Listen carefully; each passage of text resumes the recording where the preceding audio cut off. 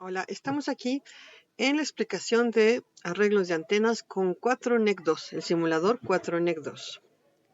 Bien, una antena dipolo, tenemos los patrones de radiación que son, uno de ellos es horizontal omnidireccional, y el otro es bidireccional.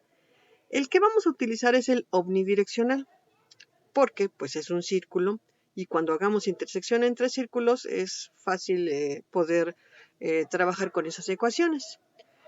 Cuando están varias antenas de aquí, imagínate, esta es una antena, son antenas vistas desde arriba de los dipolos. Vemos nada más el omnidireccional. Cuando están muy lejas, pues no afecta el patrón de radiación entre ellas, far field. Pero cuando estamos cerca, empieza a haber situaciones donde las ondas se suman y se restan y producen ciertos efectos dados para beneficio o perjuicio de nosotros. Y lo interesante sería poder controlar, que es lo que hacen muchos, controlar cuando están varias antenas juntas y beneficiarnos. Una de ellas es que el patrón de radiación lo podemos dirigir mejor hacia un lado y tener mayor potencia. Entonces, para eso pues presentamos el análisis cuando las antenas están muy juntas, que ya empiecen a afectar. ¿Y cómo afectaría con respecto a una antena o la otra antena o la otra antena? Lo primero que hacemos es que verificamos que todas las antenas dipolo pues tienen el mismo patrón de radiación omnidireccional. Por lo tanto, podemos quizá empezar a omitir esa situación, la base. Bueno, no omitirla, sino hacer como un resumen y decir, ok, todas tienen una sistema omnidireccional, un círculo, sería el patrón fundamental. Y enseguida el acontecimiento cuando se están afectando unos a otros. Lo primero que tenemos es el n de coseno de teta a un rayo R0, por ejemplo, a un punto determinado, en un ángulo determinado. Esta, por ejemplo, sería la antena N0, este sería la antena 1, N1, la antena 2, o el número de antenas N sería la N mayúscula, esta sería N-1. La antena actual estamos llamando N minúscula en la dirección Z de propagación. Y pues tenemos aquí algunas ecuaciones que se muestran ya el resumen. Hablando ya en transformada Z, lo tenemos en E a la J omega T, para este caso phi, que sería N de coseno de teta más alfa. La vamos a sustituir en transformada Z con una Z. Entonces aquí tenemos el polinomio. El polinomio sería A de 0, que te digo que es la omnidireccional, más A1 de Z por A más A2 de Z al cuadrado más A3 de Z al cuadrado. Este polinomio, en general, quedaría de esta manera, una sumatoria de n igual a 0 hasta n mayúscula menos 1 de a n z a la n. De lo cual tendríamos que estamos hablando que estos dipolos hay que alimentarlos con una corriente, y n. Cada corriente va a estar diferente en cada una de las antenas para que produzcamos una cierta situación de final. El final pues sería una sumatoria de n igual a 0 hasta n-1 mayúscula de a la n, sería la magnitud de la corriente, por e a la j n kd coseno de teta más alfa, que esto es igual a e a la phi. Bueno, entonces dejemos la parte teórica, que ustedes lo pueden profundizar en los libros. Vamos directamente a trabajar con 4NEC 2. Vamos a empezar con síntesis de antenas. Las que vamos a ver va a ser la uniforme, binómica y triangular. Son las más comunes, no son las únicas. Partimos de la base que acabamos de comentar. Por ejemplo, las agrupaciones uniformes son distribuciones de corriente para una agrupación lineal de n elementos en forma uniforme. Significa que todas las antenas tendrán la misma amplitud de corriente. Si tienen la misma amplitud de corriente y para este caso va a ser 1, entonces agarramos la que teníamos la base, a de 0 es 1, entonces el primer elemento del polinomio va a ser 1, el siguiente va a ser z, el siguiente va a ser z cuadrado, z cúbica, que es como lo tenemos acá.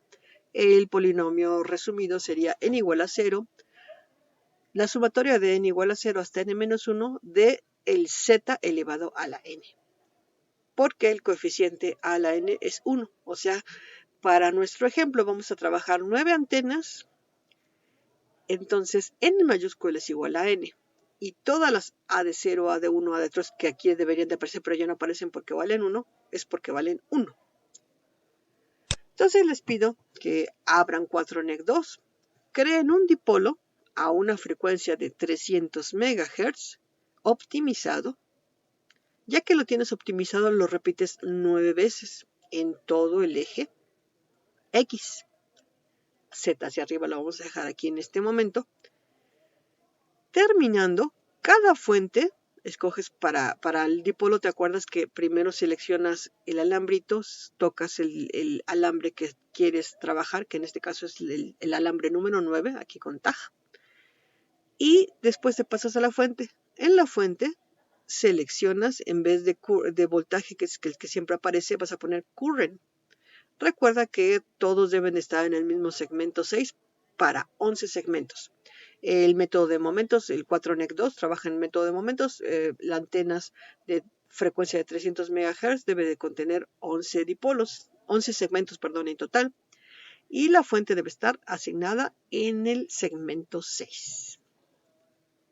Entonces, en cuanto termines los 9 dipolos, a una distancia entre ellos de lambda cuartos, frecuencia 300 MHz, la distancia entre ellos debe ser optimizada, la distancia entre ellos debe ser lambda cuartos, las fuentes deben de ser fuentes de corriente, la fuente de corriente no importa, la dejas como 1, J más 0, en este caso está en forma rectangular, y acá en magnitud y fase, no importa, se deja como está por default 1 y J0. Estas por el momento se dejan igual, pero verifica que estén en corriente.